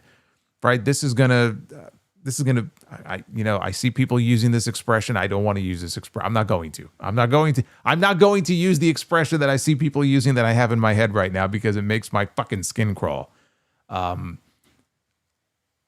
People eat food. They don't eat wrestling angle. Anyway, so this is an angle that can easily, you know, take them into WrestleMania season if that's what they wanted to do. That's really the only question I have about next weekend. Is Randy involved or not? Or are they going to drag this out a little bit longer and save the RKO for a later date? Cody is going to get dropped. Just a matter of when. But I felt like this week's show, it passed, you know, a lot quicker than it normally does for me. I enjoyed more about this SmackDown than I have the last few weeks. So I enjoyed it. None of these shows, let's not mistake things here, okay? None of these shows right now are very exciting. None of them are very exciting. Wrestling is in... I don't even want to blame it on the time of year, because things do tend to slow down around this time of year. And then, of course, football starts up and not everybody is watching all the shows. I don't really give a shit about that because that doesn't really affect me. I'm watching the shows every week regardless. But a lot of these shows right now, wrestling just feels very boring and very cold. And I'm waiting for that one big either breakout star or breakout story that can really kind of reel me in and help guide these shows. We don't have that right now. We don't. There's some possibilities. And we know how Triple H likes to really drag it out and milk it, sometimes too long. But I'm waiting for that. I'm waiting for that, even just that one thing to really kind of reel me in on these shows that I could look at and go, okay, this is getting real good now. You know what I mean? We don't have that right now. Just in general. Fucking boring. That goes for all of these shows. Monday, Wednesday, and Friday. So I'm waiting. Because it has to be coming. Right? Something has to happen. Something has to give. To add a little spice to these shows. But as these recent shows go, this was one of the better ones. I think that's the biggest compliment I've paid SmackDown in quite some time. Let's take a look at the Twitter poll, see what you guys thought of this show. What did you think of SmackDown here from Cincinnati? 57.6% thumbs up, 42.4% thumbs down. At Solomonster, if you want to chime in with your vote, you may go ahead and do so. Actually, let me run through the SmackDown lineup here for Perth next Friday on the eve of Crown Jewel. Don't. Barry says insert final boss, of course. No. Final Boss is he's aiming to get an Oscar. Smashing Machine came out today. I haven't seen it, but I've heard good things about it. So, Final Boss has more important things to occupy his time with than coming back and then being insulted by all the wrestling fans who were pissed that he's back to interject himself into things, only to then turn around and leave again. But next week on SmackDown, tag team title match, Street Profits challenge the Wyatt Six. Stephanie and Tiffany team up to take on Julia and Kiana James. We have Last Man Standing with Damian Priest and Aleister Black. And another U.S. title open challenge. Who will accept the open challenge in Australia? Is it going to be an Aussie? They don't have too many of those. I mean, Bronson Reed is, and Grayson Waller. Better not be Grayson Waller. I don't know who it's going to be. But I'm looking forward to finding out who. Unfortunately, I will not be here next Friday. So again, just a little reminder. I will be over at the NYC Arena. Big House of Glory show next Friday. Probably going to end up being our biggest of the year. We've added a sixth row. We're usually pretty good with like first 4 rows, maybe 5, and then we have general admission and stage seating. We've already sold out 6 rows, and most of the stage seating, there's a little bit left, and then some GA tickets, of course, hogwrestling.net, but that's where I'll be. So I'll have to play catch up with SmackDown at some point next week, and I will be here for Crown Jewel. I'll let you guys know when I'm going to go live. The show airs at 8 o'clock in the morning here. I'm not going live as soon as it's over. But probably sometime mid-afternoon next Saturday is what we're looking at. But I'll keep you guys posted on that once I get a better handle on when we're going to do that. I haven't quite figured that out yet. Let's see. Where are we on the likes, by the way? Forgot to mention that. Ooh, 287. That's awful. Man, you guys are letting me down on that. But we might backdoor our way into Be the Booker because we're 8 out of 10 on the goal there. So we may end up doing Be the Booker regardless. But only one round. Ricky says SmackDown starts early next Friday. Use VPN. Yeah, I mean, I guess on Netflix it would probably be airing live, which would be 8 o'clock in the morning Eastern time. So yeah, might have to double check on that, but that is true. So if you want to watch SmackDown earlier, you probably can, and just use my code and sign up for ExpressVPN. You'll get a few extra months when you sign up. Yeah, SmackDown comes on in the morning. It doesn't change anything. I will have no time that day. It doesn't matter what time it airs. I will not be doing SmackDown live next Friday. That is not going to happen. All right, let's take a look at your super chats here. We got a whole bunch of them to get through. We got Joseph Stewart, of course, as usual, starting us off. Wants to know with a $9.99, would you like to see Dominic Mysterio and Liv Morgan do an entrance like Macho Man and Sherry did when Macho Man was King Macho? I mean, you could. It sounds like a very obnoxious entrance for a heel to do. Didn't they come out on a lowrider once? I think they should just kind of do their own thing. That really only makes sense if you're like the king and the queen. I don't think it really works for them. Maybe bring the lowrider out again like they did that one time. Joseph says, were you a fan of Batman villains Clayface and Man-Bat? I've never heard of Man-Bat before. Clayface, no. Man-Bat, I'm not familiar with. I'm familiar with Dingbat. I encounter many of them on social media on a daily basis. Buy or sell. Arnold Schwarzenegger as Mr. Freeze in Batman and Robin, or Arnold Schwarzenegger as Turbo Man in Jingle All the Way. I'm going Jingle All the Way, man. Jingle All the Way is a favorite of mine. I'm a Jingle All the Way guy.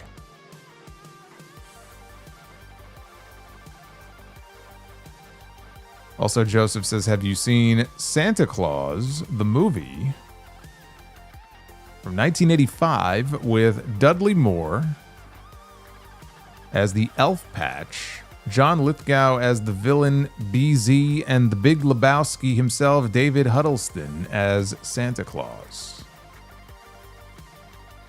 You know what? I think I saw that movie many years ago, but I honestly don't remember too much about it. So I want to say yes. I just don't remember too much about the movie. You do remind me, though, about Dudley Moore, and it's actually very sad how his life came to an end. He was very sick in his final few years. So that was very sad, the way he went out.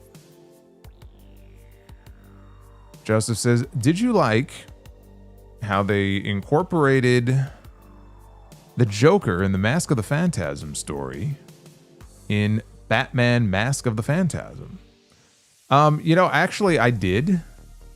I thought it was actually very clever and very well done the way they weave that in there, right? How he was, spoiler, he was the hitman on Andrea's father. I thought that was well done.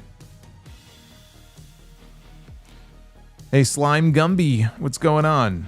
Yeah, I would say email me and send me a separate reminder. I'll tell you though, at the moment, right now, it's not really active. So, I mean, I can give it to you, but at the moment, there's not a lot going on in there as I try to figure out how we're going to proceed on that front. I set it up, initially as like a test thing, and you're not missing anything at the moment in there. Just FYI. Joseph says, buy or sell Julie Newmar as Catwoman, Eartha Kitt as Catwoman, or Lee Merriweather as Catwoman. Eartha Kitt. Joseph says, what was your favorite scene in the Batman 66 movie? My God, I actually saw that long time ago. I think the most ridiculous scene in the movie is where he's trying to throw the bomb away. He's holding this giant bomb. Like picture Ba-Bomb from like Mario Kart, but like 5 times the size. And he's holding this bomb and he's running around telling people, get out of the way, get out of the way. And like people are just like in his way and casually walking around. And then eventually he throws the bomb away. But like it's just comically ridiculous. You just can't help but laugh watching it. And then there's another scene in there with the rubber shark he's supposedly being attacked and bitten by a shark as he's hanging from this ladder from a helicopter, and the shark is so the shark is so obviously fake. Like, they don't even hide. I mean, it's 1966, so. But he's like trying to shake the shark off, and it's just ludicrous. Those were probably my favorite scenes, honestly. But thank you, Joseph. Joseph says, did you know they are making a movie about Batman villain Clayface? You're a Clayface fan, huh? I did not know that. But again, Clayface is not really one of my favorites. Buy or sell Batman villains or Spider-Man villains? That's a good one. I gotta go Batman. I gotta go Batman on that. Is Jungle Boy and Luchasaurus' gimmick based off Mowgli and Baloo from the Jungle Book? I think so. I think it might be. I think that might have been the inspiration for it.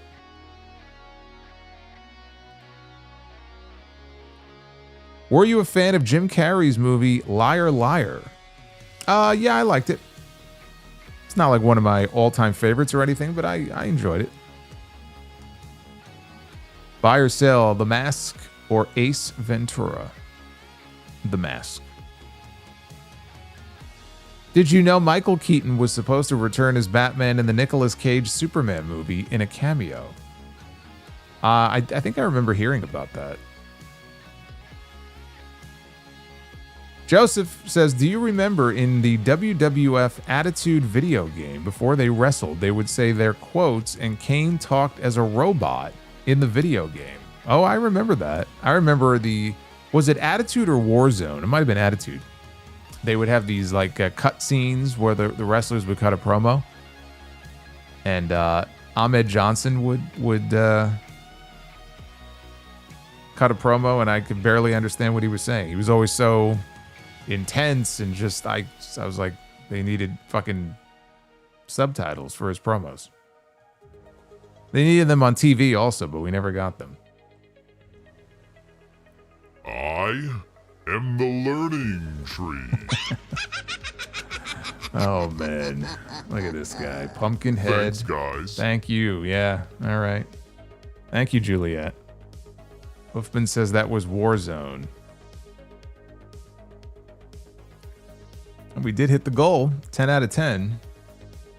So you're getting at least the one round of Be the Booker. We're still at 327 likes, so we still have some work to do. Yeah, Roderick, speaking of us, wow, it's kind of eerie. I brought up Ahmed Johnson. He was just in the news yesterday. He was in a pretty bad car accident, but made it out mostly okay. I think he might have had some broken ribs maybe, or injured ribs, but otherwise he's okay. I saw the picture of the car. I assume it was his car, and it was all mangled, so thankfully he's okay. Death Scythe. This is not just for Solomonster, but for everyone in the chat. These two games have great music, but are notorious for being rushed and buggy. With that being said, buy or sell Sonic 06 or Crash Twinsanity? I leave that to you. I didn't play either one of them. I can't comment on either of those games. So I leave that to the chat.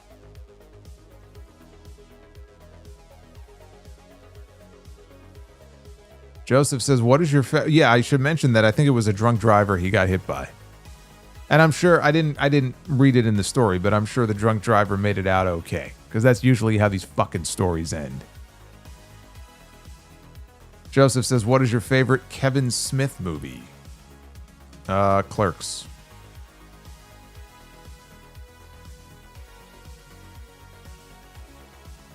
That's Scythe. Every time I hear the song, What Does the Fox Say? I always say the fox says chaos reigns. Hotty, hotty, hotty ho, hotty, hotty, hotty ho. Why'd you make me think of that song now? Do you realize that song, I don't remember the last time I checked, But that song on YouTube had like 1 billion views. Like 1 billion views for the dumbest song I've ever heard in my entire life. Amazing. Joseph says, who do you see winning the WWE Championship first? Dominic Mysterio or Jacob Fatu? Jacob Fatu. Buy or sell, Bruce and Selena or Clark and Lois? Bruce and Selena. Holiday 197, hey Solo. Says, when Priest and Black have their blow-off match for their feud, Black needs to go over.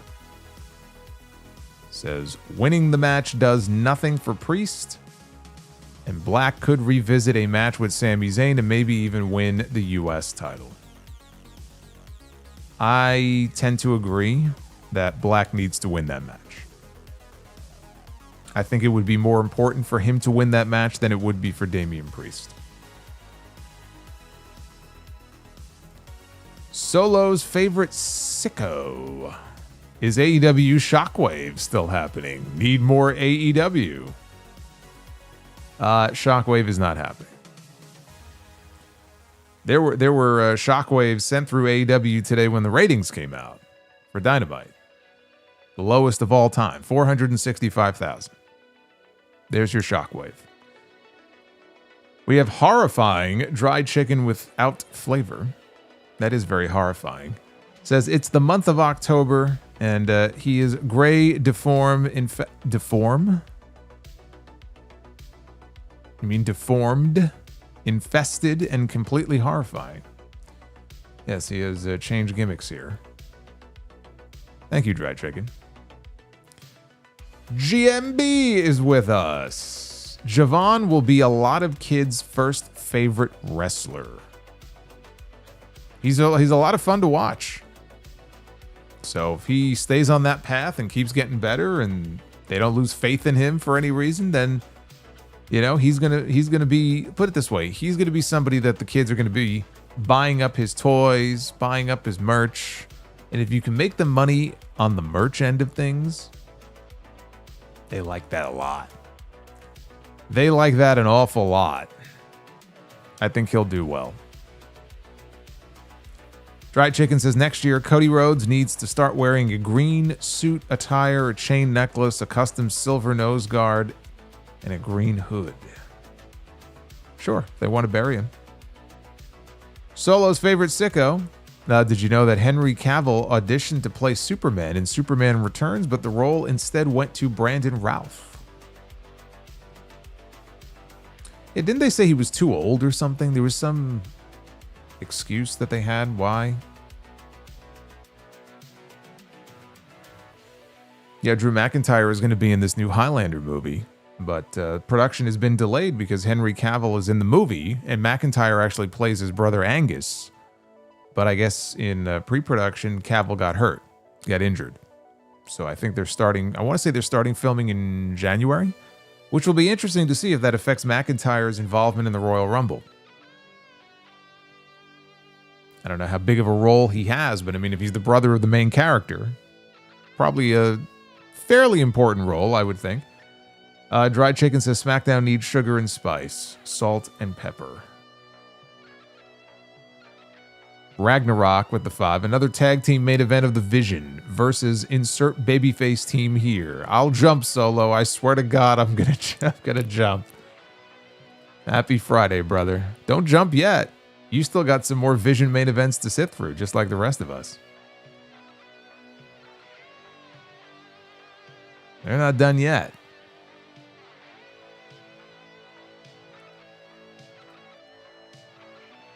Death Scythe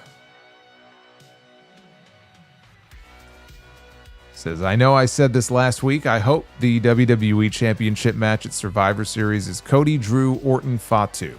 Obviously, Jacob won't win, but it could bring him to the main event level. What's the harm? What are your thoughts? You could do that. You could, if Drew and Fatu play this out for a bit and they can come back to Drew and Cody, you could loop all 4 of them together. I don't really like, just generally, I don't like just throwing out these 4-ways and stuff, but if it makes sense and they could really heat up this issue with Jacob and Drew and come back to Drew wanting one more shot at the championship with Cody, and then you got Randy involved, and yeah. As long as it makes sense, I'm okay with that. Jeremy Watley, the Javon Evans and Leon Slater tag match on this past, I guess he means Impact? NXT, I think. Javon Evans gives me young Jeff Hardy vibes. His charisma is off the charts. Yeah, that's why they're pushing him so hard. They see the same thing.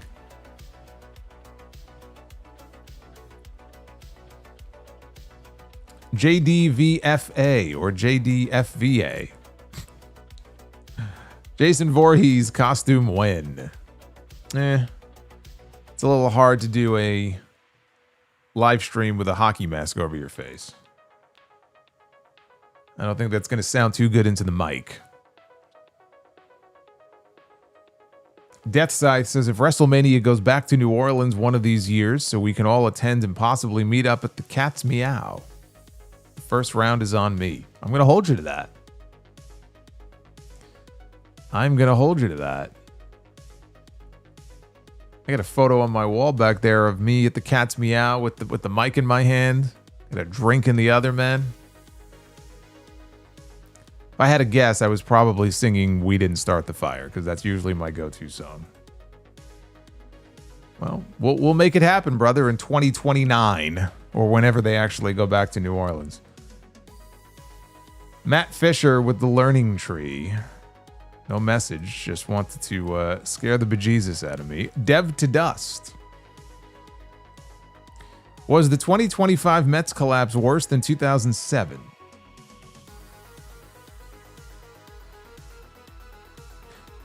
I don't think the collapse itself was necessary, because the collapse in 07 was all, I mean, it was over a shorter period of time. This was like a slow-moving iceberg, and you could see it coming, and there was nothing you could do to stop it.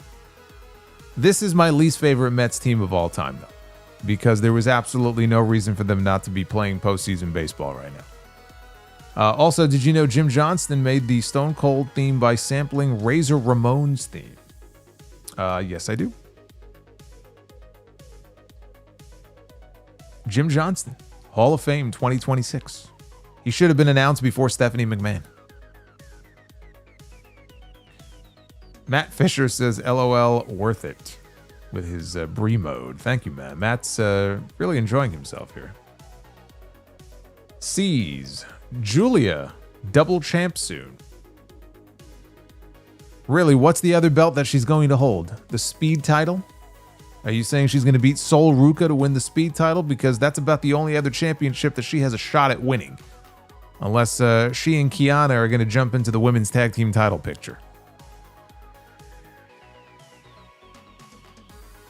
Deathscythe says, best way to get Orton booed is he goes to his terrorizing the McMahon family, twisting Jeff Hardy's earlobe with a screwdriver and bending Shawn Spears' finger with the ring rope tensioner's persona. And that was a long way to make that point.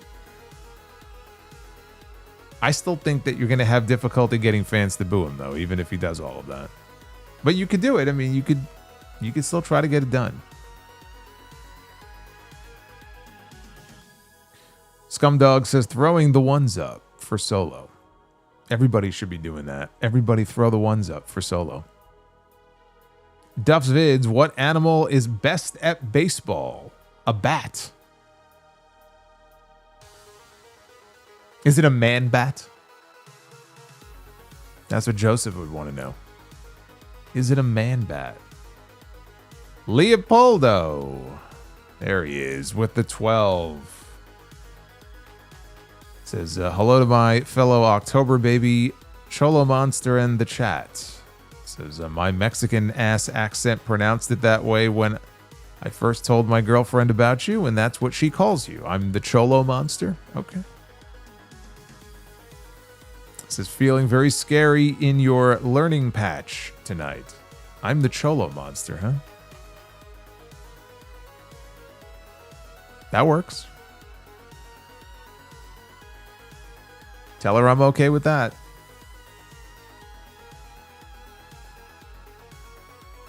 Kate Love, thank you for the 20, Kate. I love it.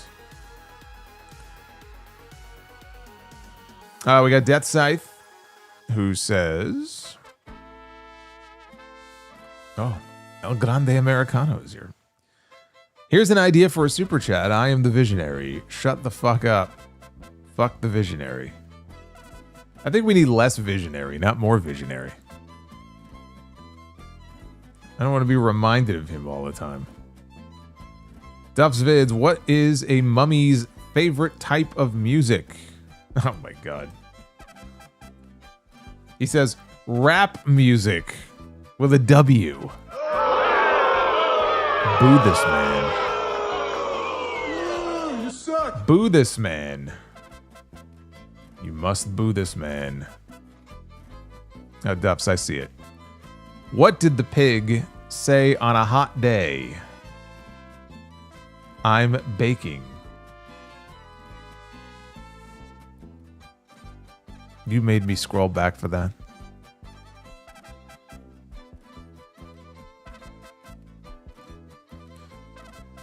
Death Scythe says, here's a scary thought. Imagine Seth Rollins and Chris Jericho as a tag team. Oh, God. Oh, God. Why would you even suggest such a thing?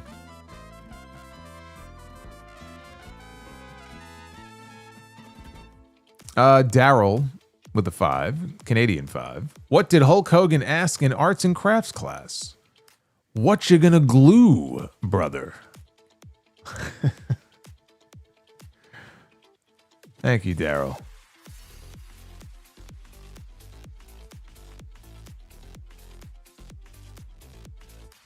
What you gonna glue? Death Scythe, name any kind of villain from any media, DC, Marvel, Disney, whatever, and I would put any of them up against Ridley from Metroid because he is just ridiculously evil and the manga just illustrates it.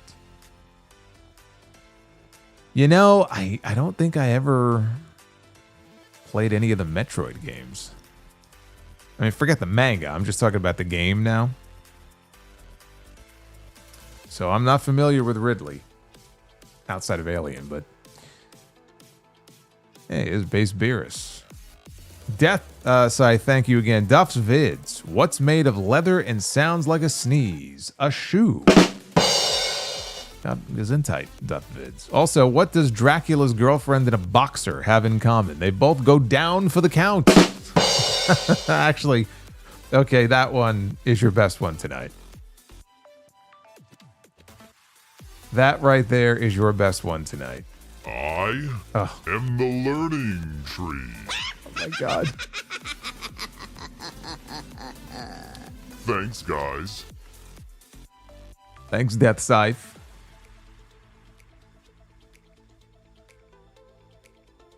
That really was your best one tonight, Duffsvids.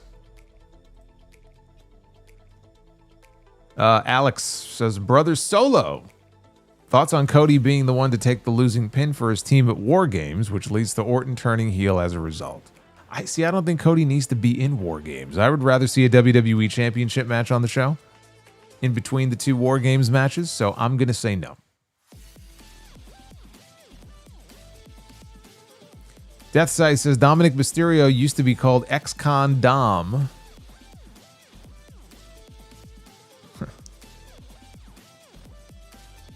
Well, what would he be called if you remove the X?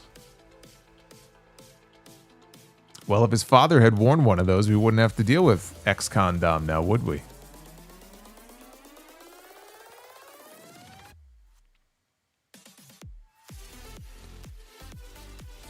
There's another former WWE celebrity performer who's going to be an ex-con soon. Fuck him. Where do Sidro and I keep our dad jokes? Says Duff's Vids. In the database. Oh. Yes, I get it. Not as good as that last one. The database. Terrible. The Juliet says, congrats to Mickie James and the beautiful people on being inducted into the TNA Hall of Fame. Yes, they will be inducted into the TNA Hall of Fame as part of Bound for Glory, which is coming up next weekend. And I actually am leaning towards doing a live Bound for Glory review on YouTube that Sunday night. I mean, it's the same weekend as Crown Jewel, so I think we may be looking at Crown Jewel, live review Saturday afternoon, sound off on Sunday, possibly Bound for Glory live review Sunday night. Don't hold me to it, but that's kind of the way I'm leaning right now. I covered Slammiversary. And, I got to see Mike Santana do the thing, man. I got to see Mike Santana win that TNA World Championship.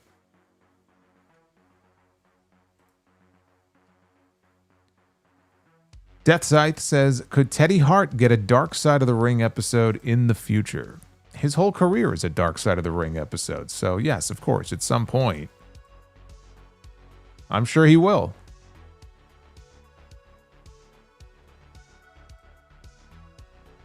Broly says, really hope they move Julia with Asuka this year.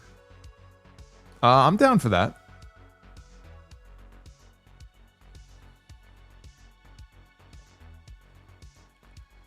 Can't be any worse than where she is right now. I mean, I hate even saying that because they put a belt on her, but it's not like the belt means anything. They never bothered to really make the belt mean anything to begin with.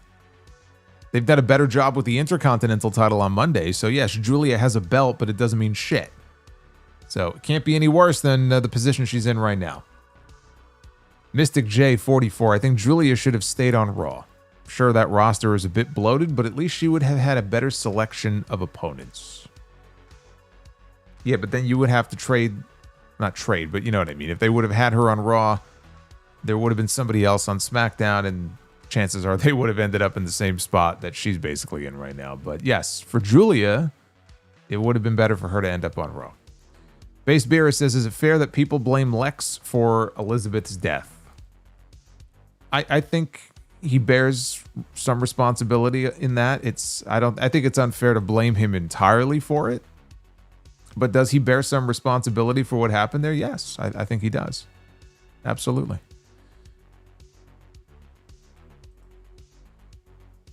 Death Scythe says, have you seen any Mina Shirakawa matches? She is great, and it's hard to believe she didn't start wrestling until she was 31. I guess she's in the Batista and DDP club. Have I seen any Mina Shirakawa matches? Yes. Yes, I've seen several. I do watch AEW. And she is great. She's done AEW and Ring of Honor. Base Beerus says, you ever see Piper absolutely destroy Bill Maher? Oh, yeah. I think that was the show with Piper, Medusa, Sting, and Bobby Heenan. On Bill Maher's old show on ABC. He had that old show, Politically Incorrect. And he might have used the F word about wrestling. And I think that's what set Piper off. I think Piper stood up and pulled his pants down a little bit just to show his titanium hip and the scar on his hip. Yeah. Yeah, it's a famous episode. You can find it on YouTube.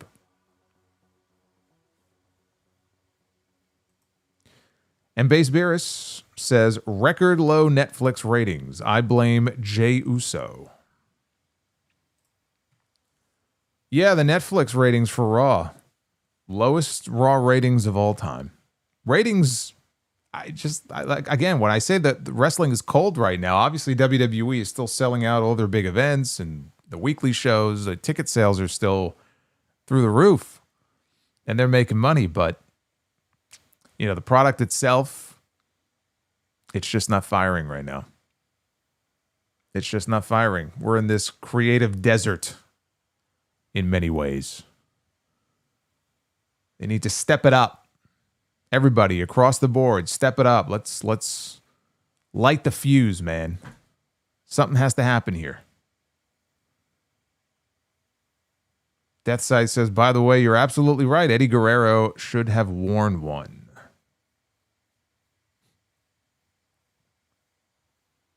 Eddie Guerrero should have worn one?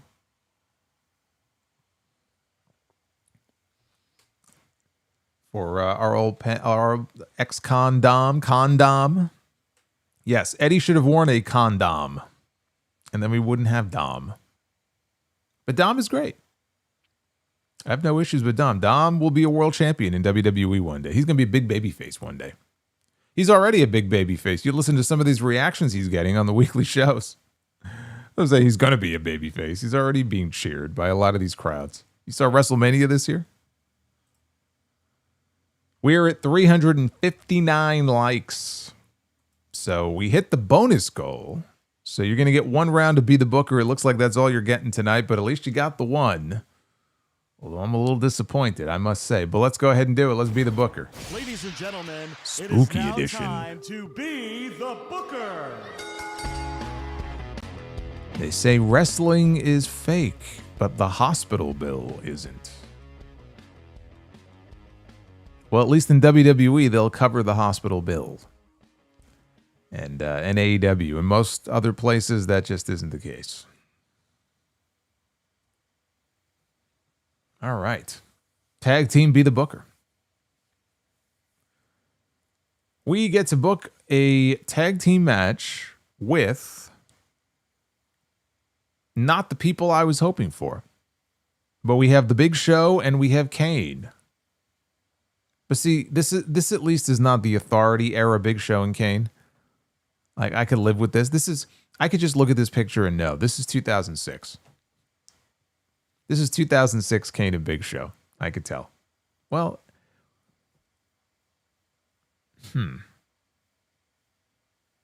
yeah, I'm pretty sure that was 2006. Anyway, Kane and Big Show. Did they have a tag team name? I don't think they did. Undertaker and Kane were the Brothers of Destruction. Big Show and Undertaker were the Unholy Alliance. Did they have like a formal tag team name? They're going to be taking on Cody and Goldust, the Rhodes brothers. The Rhodes brothers against Kane and Big Show.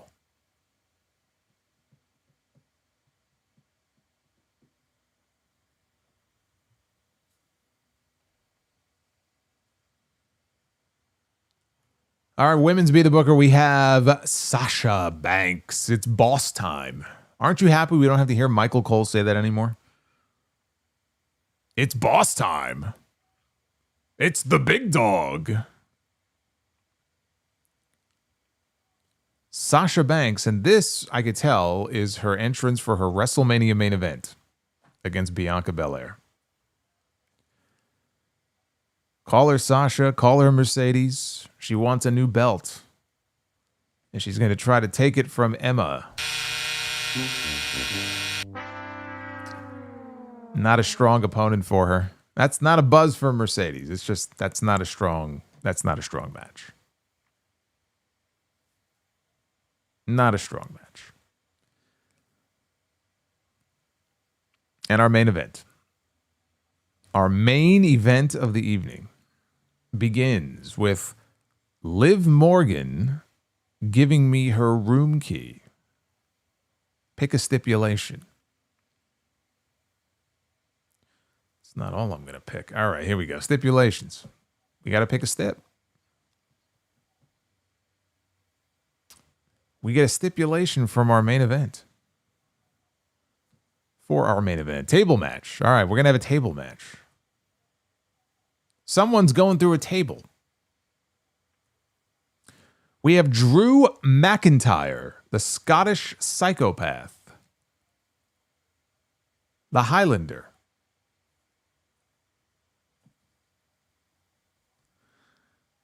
Drew McIntyre in the main event is going to be battling who?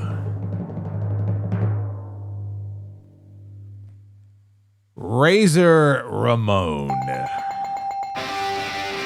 Hey, you know what? That'd be a really fucking great match, actually. Razor Ramon and Drew McIntyre. Two big guys, too. You know, Scott Hall was just... You could tell he wasn't like a small man on TV, but still, like, deceptively large. I don't know. Height-wise, what was he? He had to be like 6'4", maybe? 6'4", 6'5"? He was a big guy. We didn't sweep, but we got 2 out of 3, so that's not bad. That is not bad. Let's catch up on these super chats here.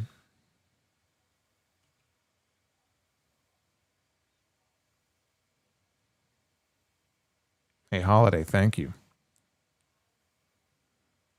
MacTub, more impressive year, 98 Austin or 2000 Rock? 98 Austin. Like peak Austin, like peak Attitude Era Austin was just a different beast, man. And I was in the building for a lot of those shows. So the vibe was just... Not that Rock didn't have his own aura and his own vibe. And again, 2000, I love 2000, but I am not voting against 98 Austin. Also, MacTub, is Foley underrated? His promos get little credit. No, absolutely not. I think Foley is properly rated. I think most people talk about his promos being among the greatest of all. Like if you had your own list of great promos in wrestling, Foley is on virtually all of those lists. I don't think anybody is underrating Foley's promo ability. Holiday 197, thoughts on Chelsea Green potentially challenging Tiffany Stratton for the Women's Championship? Chelsea does not have to win, but Tiffany needs something to do. You could do it, but again, Chelsea is a comedy character on the show. That's why I said, like, change things up a little bit. Maybe have her do something dastardly that isn't meant to just get a laugh. If you want to build up a serious Women's World Championship match with her. Like, Secret Hervis, Chelsea Green? No. Deathside. Speaking of Eddie, when he lost the WWE title, he looked like a weight had been lifted. Well, because he put so much pressure on himself. He paid attention to how, you know, the gates were and the ratings and everything, and if it wasn't going well, he blamed himself for that. He was probably driving himself crazy. You know, he took pride in being the champion, and when things were not as hot maybe as they wanted it to be, you know, he looked at that as an indictment on himself because he was the champion. He was the guy. I'm sure it was like a weight being lifted off his shoulders.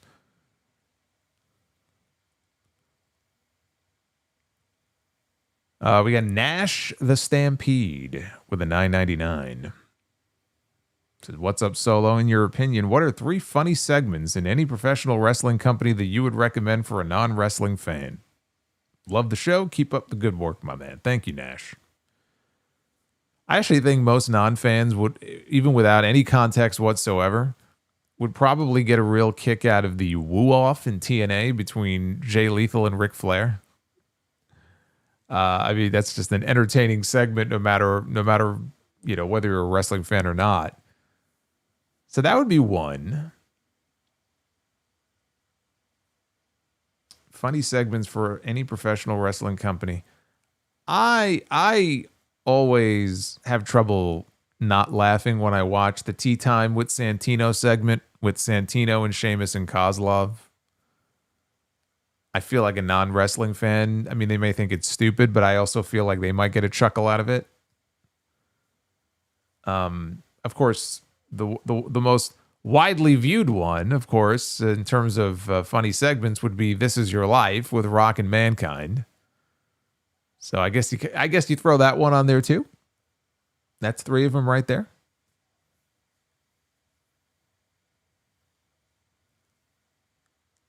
The Angle Cena rap battle. Austin, quote unquote, shooting Vince. Yeah, it's more of a wrestling thing. I don't think non-fans are gonna really care about that.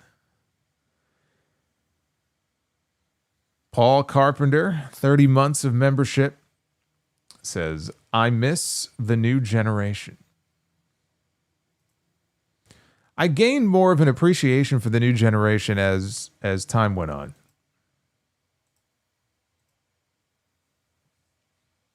But yeah, I mean, I enjoyed the ascent of guys like Brett and Shawn to main event status, and Business may not have been great during that time, and there were some lean years in there and some really terrible fucking gimmicks, but I enjoyed the New Generation era.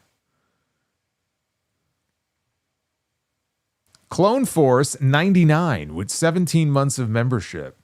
If Cross was in WWE still, he convinced Orton that we need old heel Orton back and that to turn on Cody Rhodes. Cross was the reason why New Day went heel. Yeah, I mean, that's fine that he could have been the instigator of all that and everything, but I would want him to be doing more than just that. You know, I mean, that's fine and all, but I would like to think that had he stuck around, he'd be doing more than that, but probably not.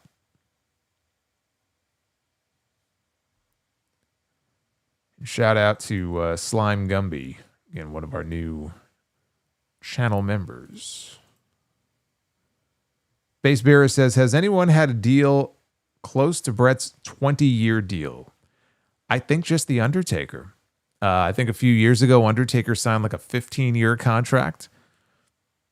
Outside of that, I don't think so. I don't think anybody's had any kind of deal even close to that. Those are pretty much the only ones I could think of. Well, thank you guys.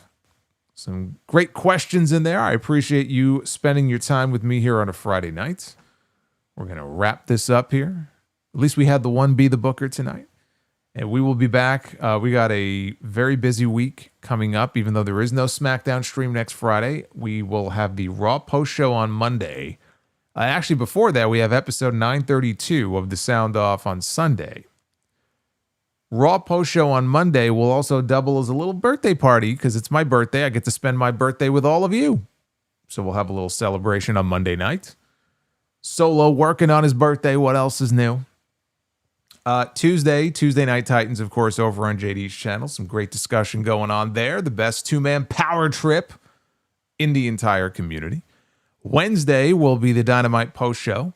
Friday night, I will be at the NYC Arena for the House of Glory show. Again, tickets, limited tickets, are still available, hogwrestling.net.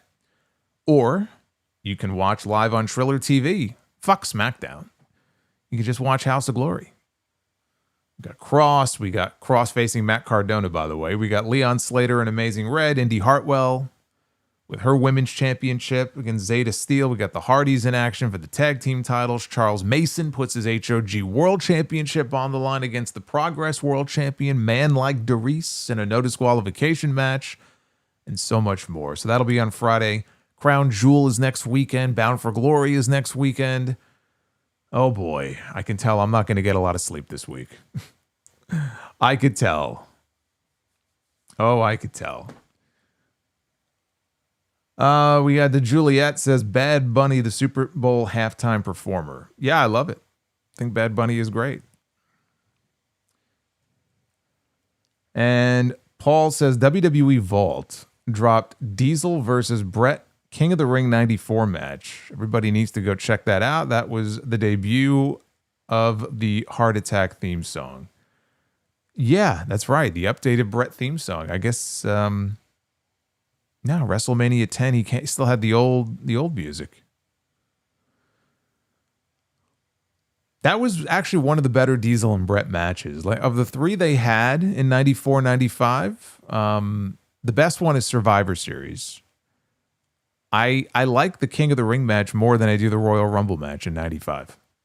So that's how I would rank them. I did see that they uploaded that. I have it on I've created my own little playlist because they're adding so much stuff, and I'm not going to have time to watch it all. So every time they add something I like, I created my own YouTube playlist called The Vault, and I just dump it in there. So my playlist is getting very bloated. Right now, I'm about to wrap up the Bashed in the USA Coliseum video. I watched WrestleFest 93. I'm about to wrap up Bashed in the USA. And then they have a 3-hour Mr. Perfect compilation. And I'm going to start that next. I love The Vault. The Vault is fucking great. I enjoy The Vault more than I do the weekly shows, honestly. I really do. I mean, it's sad, but I'm sorry. It's much more enjoyable to me. So yeah, the Vault rocks.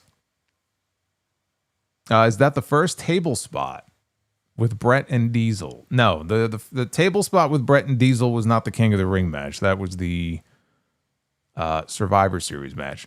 Oh, right, yes. Oh, I'm sorry, yes. Shit. I stand corrected on the schedule. Thank you for reminding me. I mentioned TNT on Tuesday and Dynamite on Wednesday. That is not true. There was a head-to-head with NXT and AEW on Tuesday, and I will be going live on this channel on Tuesday night. Thank you for reminding me about that. I am leaning towards covering both shows, like watching them at the same time and then reviewing them both. I did that 2 years ago. I vowed never to do that again.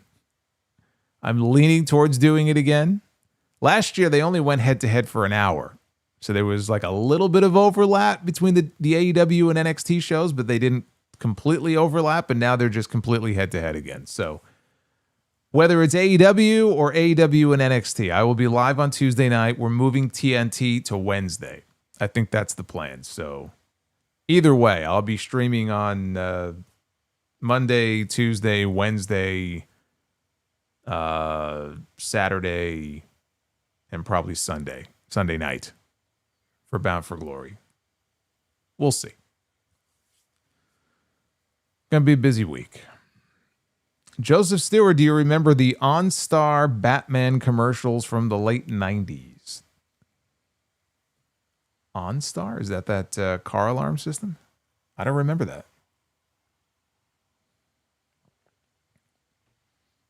Tech Nation, 31 months of membership. Thank you, Tech Nation. 31 months. There are people that don't get prison sentences that long. Joseph Stewart dropping another $9.99. Do you remember the Birds of Prey TV show from the early 2000s? I do. Wasn't really a fan, but I remember it. You know what I've heard good things about? That Noah Wyle show, The Pit. I might have to add that to my watch list. I've heard some good things about that show. And Peacemaker. I have that on my list too. I would like to. I didn't see Cena as Peacemaker in whatever movie it was that he was Peacemaker, so I would just be watching the TV show. I don't know if I need any context from him as Peacemaker in the movie, but I've heard that the TV show is really good.